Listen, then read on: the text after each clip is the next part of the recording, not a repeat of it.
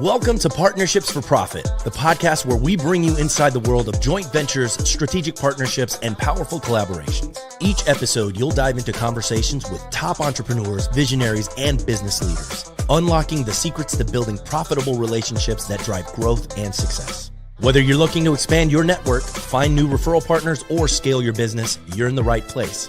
Let's get started.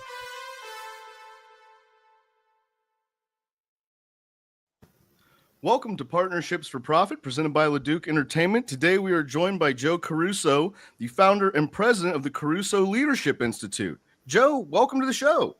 Hi, thanks. Thanks for having me. I appreciate it. Good to be here. It's great having you here. Can you start off by telling us just a little bit about yourself and a little bit about the Caruso Leadership Institute?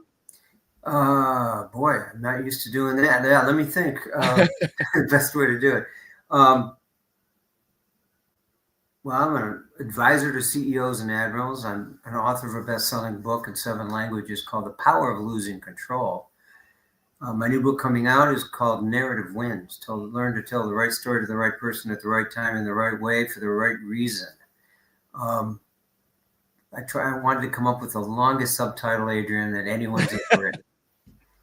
So basically, my clients call me for an hour a week every week, and we talk about what's on their mind and how the mind works that allows certain information to come in and allows us to process it based on our own personal narrative, who we are. We bring who we are to what we do all the time.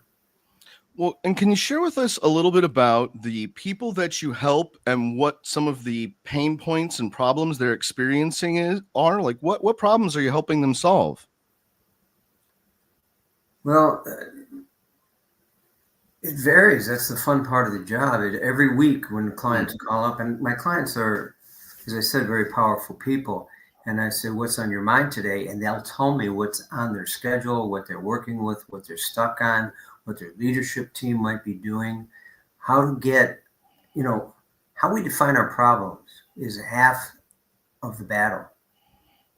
Because if you can shift the way you define the problem, then you can open yourself up to a world of solutions. How we define the problem determines the number of solutions our minds can't consider. And you speak a little bit about this concept of the collective mind. Can you dive into that a little bit and share with us what the collective mind is? Sure. A collective mind would be how a group of people thinks like a group of people. Why does USA think like the USA, and Ohio State fans feel like they're Ohio State fans? Google people or creative Amazon people see an in and outdoor. There are mythologies or narratives, if you will, where the stories we tell ourselves, and we have an overarching narrative of who we are. We can do that individually. I'm Adrian Ferrara, and here's what I do and who I am and my this, and these family members, this is important to me, these are my values, and I bring that to what I do. I'm a professional, and so on. You can do it as a collective. I'm an engineer. I'm a scientist.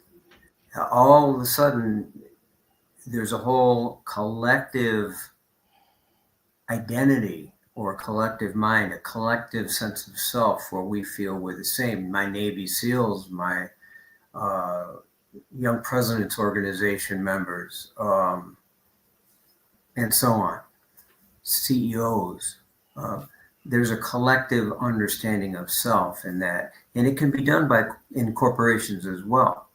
So if a good leader owns the narrative of the organization, and that is, what is the context by which I view myself in this greater goal? And if you own that narrative and your people then focus on that first, everything they look at is, how should I do this based on the way my company wants me to do it? What are our lead thoughts as we consider this? What are our conceptualizations moving forward? And to own that collective narrative is to help the collective minds work together and form an old term that many people didn't understand but became passe, is synergy. And so when you can get, one Clydesdale horse can pull 8,000 pounds. 2 Clydesdale horses together well, you'd think could pull 16,000 pounds, but they can pull 24,000 pounds if they're well trained. Mm. And that extra 8,000 pounds, that's synergy. And that's what happens when people work together. And is there a strategy that business owners can utilize to foster that collective mindset? What strategies can be employed to create that synergy? And through that collective mindset, how can that collective mindset empower the individual as well? Interesting. Well, we all want to work and belong to something greater than ourselves. If you Right. think about, why people are loyal to their state, their football team, the Beach Boys, be true to your school, Yeah. apply it to any subject, right? Some people think their family blood is more important than other people's family blood. I know people like that. Right. They wouldn't say it that way, but in the end, all their actions are driven by that narrative. So picture an organization as a pyramid. So at the top of the pyramid is the CEO. Underneath the CEO is a smaller group of leadership team. Underneath that is the next group of people. Underneath, and you can see how the whole organization just continues to grow. And picture that the CEO message is the color blue. So that very top of the pyramid is the color blue.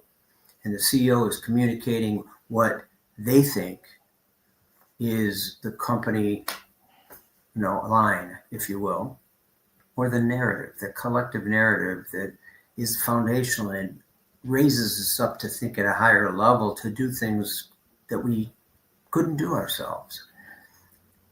If, as that color blue trickles down through the pyramid, you can imagine that it would fade and fade Right. and fade until you get to what I call a clay level, where that idea is no longer the contextualization of how I approach my work. In fact, I don't even know who they are. And the pronoun test that Robert Reich had, he was the Secretary of Labor back in Bill Clinton days, he would say, if I go into an organization and say, who are you? And they say, well, they think we're this, but we think we're this. That's that clay layer.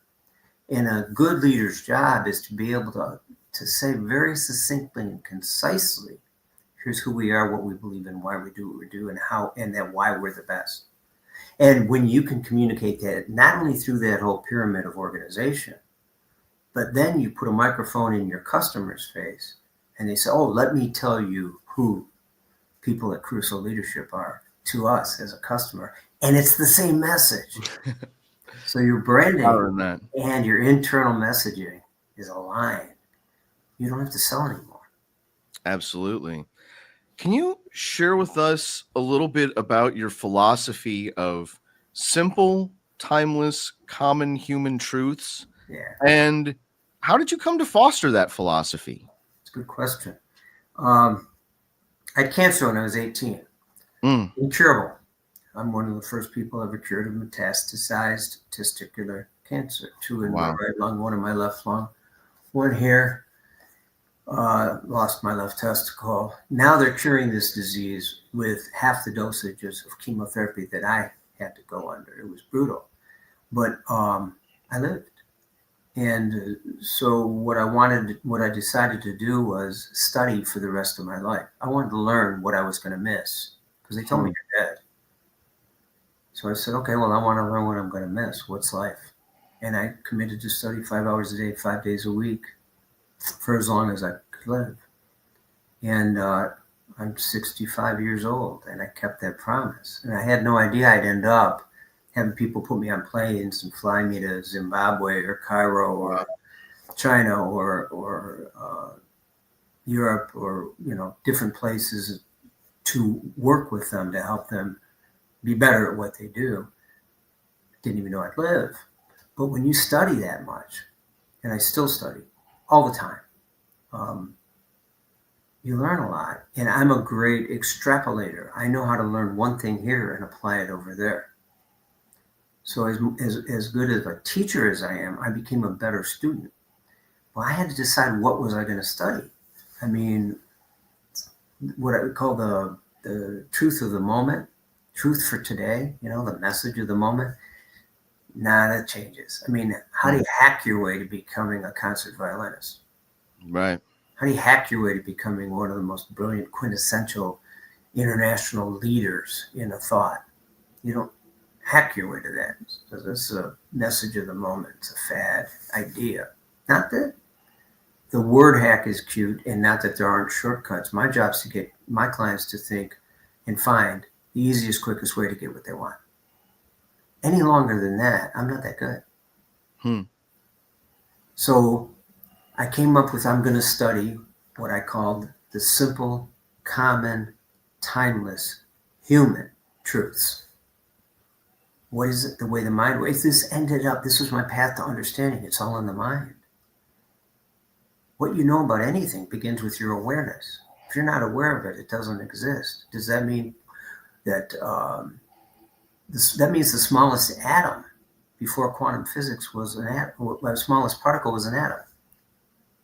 Well, did that mean quarks and neutrinos didn't exist? No, they existed. Right. Not in our mind. We weren't aware of it. So we have to learn how our mind works, and not only how it processes 10 bits of information at a time, but also how it's driven by narrative. One thing in your mind means nothing till you attach it to something else. Then all of a sudden you start to create connection. Connection is the formation of meaning. Black is black, white is white. When you understand only black, you only understand black. When you understand white, you have a comparative. You understand black better. And when you start you start to form stories in your mind. Connection is the way we form stories. And then stories form narratives. And that's who you are. The ultimate story is yourself. You're the only one that can see through your side of your eyes. And if you're a leader in an organization, you want everybody to see your vision. Biblical vision. I had a vision. I was sleeping. I had a vision. Well, then what do? You got to share your vision. They got to see something that doesn't exist. Right. Picture Tesla. Or picture AI. You got to see something that doesn't exist and tell people, we're working on this. Yeah. How do you do that? That's sharing a vision. Right. And so when you understand simple, when we're on our deathbed, if we're lucky enough and surrounded by our family and all that romantic stuff that rarely happens, you either die too early or too soon. But if you are, and someone says, what's the most important thing you ever learned, Adrian? You would say something simple. Right. You wouldn't start to explain to them Pythagorean's theory. Right. Right. It'd be something simple. Yeah. And so I wanted to know the essence of ideas. Something simple that I could extrapolate from. Simple, common, something everyone can understand. Not something that only I have some magical, right. Mystical. Simple, common, timeless. If it worked back in Socrates' day, where the word extrapolation comes from, in Plato's Republic, I also want it will work today. And if it works in the United States of America, it can work in China. Right. If you understand the cultural approach, the idea works. I mean, China just came out with a chip using cheaper chips to get there faster. And we're going, wow, whoa, China's getting better at innovation. Not just copying, innovation. That's a narrative switch. Right. That's very important. So common, timeless human truths. I really don't care much about what's under the hood of my car. Not that it's not important. A lot of people, that's a major thing. I think it's a very important thing. I have no interest in it. I don't care about people. I work with people, and I'm a person. So I want to know about myself. That's what my passion is.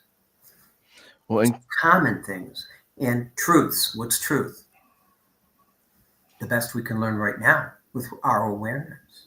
And if there are truths that are beyond our awareness, then I want to know how to expand my awareness. How do I question everything I know? How do I hold on to the things I'm supposed to so I have a foundation by which to understand, to compare, to contrast? And Can you tell us a little bit about how these ideas, I mean, it's interesting, this idea, that truth is subjective to some degree in that regard, right? Yes. And can you tell us a little bit about how this kind of these philosophies and these ideas, how did that influence your writing of The Power of Losing Control? Well, I was dying and reflecting upon what it was. See, I never intended to write a book. I was reading, I was studying, I read all the masters that I could possibly find. Go to the source, go to the source. Don't read the pop version of the source. Everybody's really involved in all these pop books. Well, if the pop book is about Marcus Aurelius, it can be a great book. It is a good book. I saw it. I read it. Read Marcus Aurelius. And so that's what I did. And not that it's better, it's just what I believe. And you start to think, and because I'm a good teacher, my father was a good teacher, I know how to extrapolate. And then you put things you become a great contextualizer, which is the last chapter of my new book. And when you're a good contextualizer, when you can listen to the way their mind works, help them define the problem in a way they can find power in it. I was in an out of control world. I was dying. I thought I could control things. Couldn't even control living. Right. But I found power in how to do it. And that became a book. So then I started looking at, I write all the time. I don't highlight. So I can't tell you how many volumes of information that I have extracted from the books that I've read and kept notes and notes under subjects and the people that wrote them. Santayana says that life is worth living is at once the most ridiculous of notions and the most necessary. What a brilliant idea. Right. And to find that necessary part is very important. And so I figured, I want to share this. I want to help change the world. Why live if you're going to die? So I want to change the world one person at a time. And I chose to affect leaders because they're the gatekeepers for a lot of people. So I work with CEOs and heads of organizations. And then they bring their leadership teams and I work with them. And who are we working on? Understanding their own mind, how they think, why they think, and then how to communicate better that blue message through that triangle of thousands and thousands of people in bigger organizations. How can business owners apply some of these ideas and some of these strategies and some of these notions to their own practices? How do you help them apply these kind of concepts? Well, first you have to figure out who you are. Why do you think this way? What drives you? What are your weaknesses? What are your strengths? And when you can start to get an insight of how your mind works, you can start to understand that almost everybody's construct of their mind is the same. And the processes are similar. If I said, Adrian, I want you to act like you're somebody else for months and see if you can fool people. Maybe a little bit at a time, once in a while. But there are going to be people who smell right from the beginning. It's not who you are. Right. And so when you understand yourself and you start to understand the organization, and then you start just to understand the people that are leading your organization, your mind opens up completely and go, oh, whoa, wait. We're not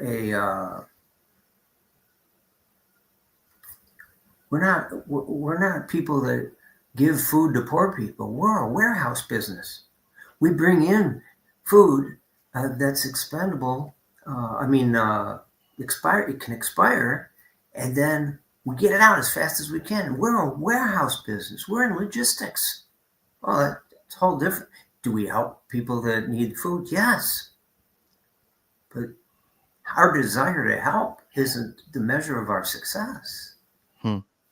Our ability to get that food in and out at the most cost-effective manner to the right people. Open the funnel. Right. Get it out expediently. Now we understand ourselves at a completely different level. Does that mean we don't care about our cause? No, that means we're even better at our cause. Right. We understand what we're doing. It doesn't just feel good anymore. It's right, and we're doing it better. And you know what feels the best? Doing something really well. Right. Being proud of yourself.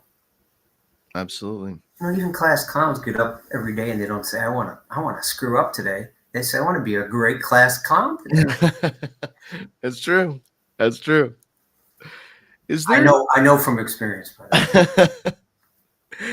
I'm wondering. We talked a little bit about these timeless truths. Is there a timeless truth that business owners often overlook? That you see them often overlook, that is maybe something, that if they didn't overlook, it would be something that would drive growth in their business or drive a better company culture? It's a good question, Adrian. You ask good questions. That's why you're who you are. Well, thank you. I try. It's important. You're good at it. It's a good question.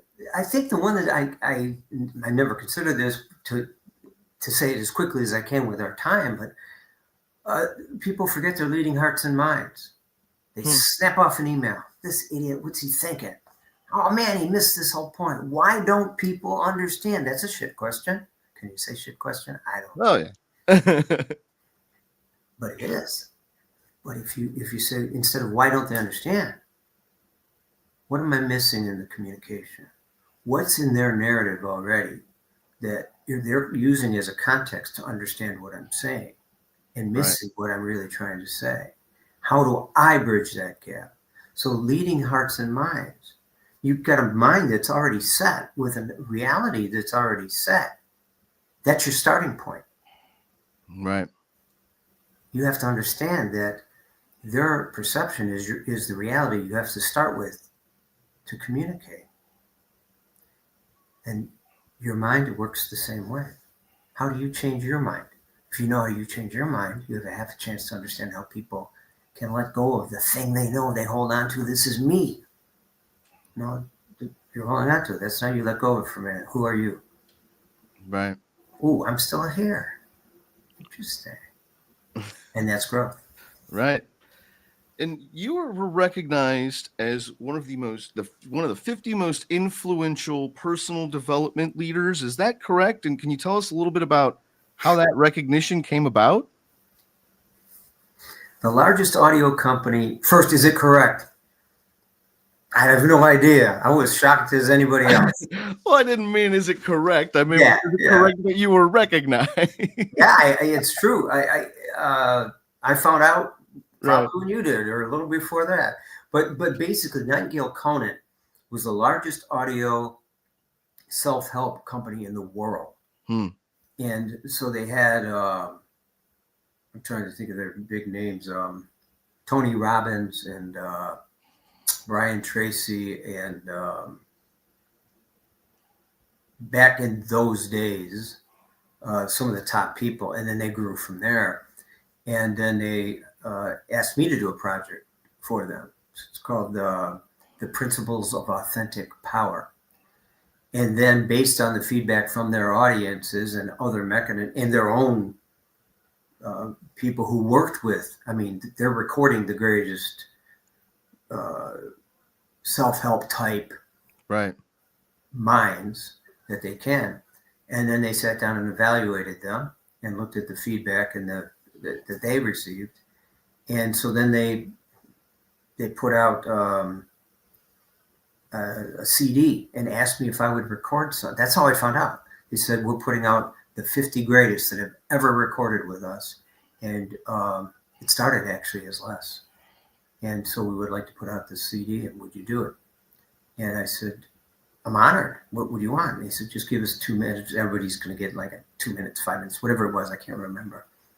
And I have the CD sitting on my, behind me, those two thick blue ones back there. Oh, okay. And I'm very fortunate to be on those with all these Deepak Chopra and many other people. Yeah, I mean, I can't even think of all the names. There's so many. Right. And but so that's how that came about. And until you guys remind me of that, it's never in my mind. I don't, I play myself. I'd be walking around with it on a shirt. I'd be telling everybody. I have it tattooed to my no. So you're somebody. I mean, you took.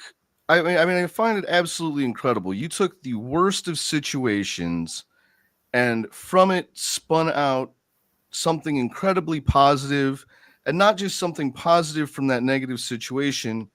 You're out there helping people and bettering people, and I'm just wondering if that insane drive to really help people and to really learn as much as you could, was that something that was innate to your character prior to that extremely negative experience of having gone through cancer, or was that something that was cultivated and developed as a result?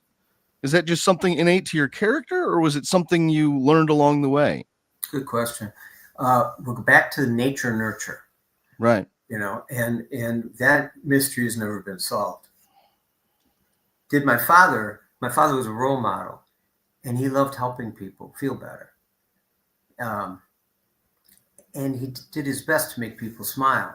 And he's one of the people I mentioned as one of the great contextualizers I've met in my life. My dad could say something in a way that you just went, that's interesting. I didn't think of it that way before. I had a girl in high school who didn't like me, and I was in love with her. And I came home and I was pouting, and my dad said, what's going on? I'm a kid, 14.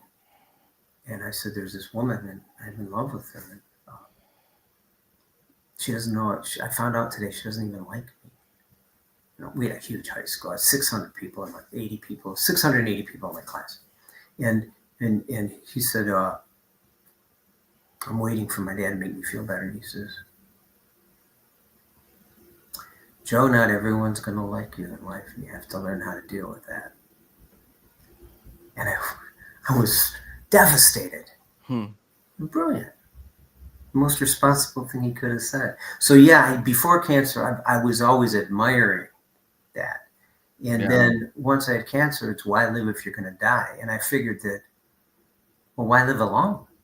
My life must have something to do with all these other animals that keep coming into my room to visit me and say goodbye. And so then I figured, well, I didn't know what a mission statement was, but I formed one. Develop my skills to the best of my ability to help other people. And 80 years later, I figured out just a few years later, and enjoy it. Yeah. Because if you do all that and you don't enjoy it, you wasted life. Right. That's my theory.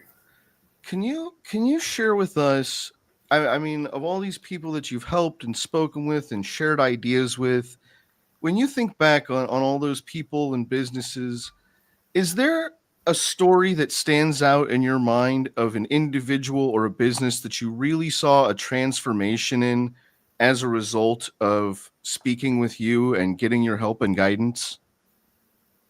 I know that's a bit of a loaded question.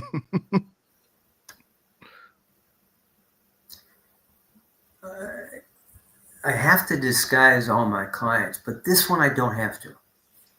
But I can just share, not someone who changed drastically, a great man who then found something that he didn't know he was supposed to do. He was an admiral.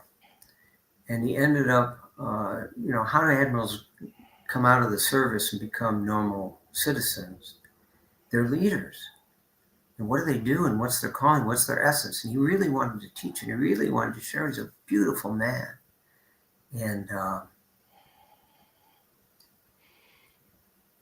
I end up in a book that comes out that I see reviewed in the Wall Street Journal called Camp David. And he wrote the authoritative book on Camp David because when he was lower in the Navy, he was in charge of Camp David and watched presidents come and go.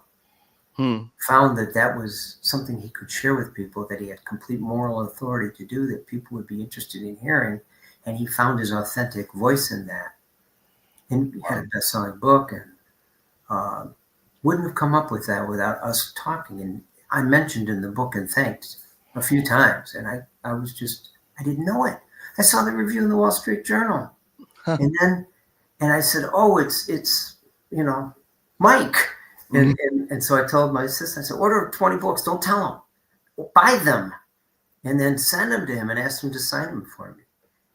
And I wrote him a note, started something like, "You bastard, why didn't you tell me?" But then I got the book, and my assistant came back upstairs. She says, "You're in it." And wow. Yeah. So he actually attributed me and our conversations, one-on-one, just human beings, to his ability to see himself differently. Wow. And be able to find, hey, I gotta write this book. Yeah. And so that's a cool story. All my clients, except for my government clients, are multimillionaires. Every single one of them. That's one measure of success. Not all of them always were.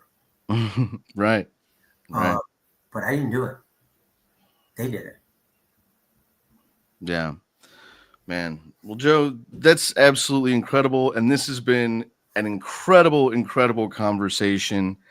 If there is anybody out there listening that could use your help, use your services, use your guidance, where can people find you? Where can people find the Caruso Leadership Institute? Caruso, Caruso, leadership.com. And if you want to get in touch with us, you want to get a book or an audio of The Power of Losing Control, you can buy it. That's and the new book's coming out, not out yet, but if you want to get on the list, team at carusoleadership.com, and Libby, whom you know, we'll be glad to set it up. And if you want to talk to me, tell Libby you want to talk to me. Tell her why. And if she figures out that might work, you might just get a phone call. Joe, thank you so much for coming on the show. This has been absolutely incredible. Thank you very much, Adrian. I really enjoyed your questions, and I don't enjoy all of these. I got to tell you, I like them, but I don't enjoy all of them. And your questions were very stimulating for me. So thank you very much. Well, thank you. Thank you so much for coming on the show. And thank you, everyone, for listening. This has been Partnerships for Profit presented by Leduc Entertainment. Thank you so much, everyone, for listening. And thank you again, Joe. Thanks for joining us on this episode of Partnerships for Profit. We hope you've gained valuable insights on how to form profitable partnerships and take your business to the next level. Be sure to subscribe and leave us a review wherever you listen to podcasts so you never miss an episode. Got a partnership story to share or someone you'd like to see featured on the show? Reach out to us. Until next time, keep building those partnerships for profit.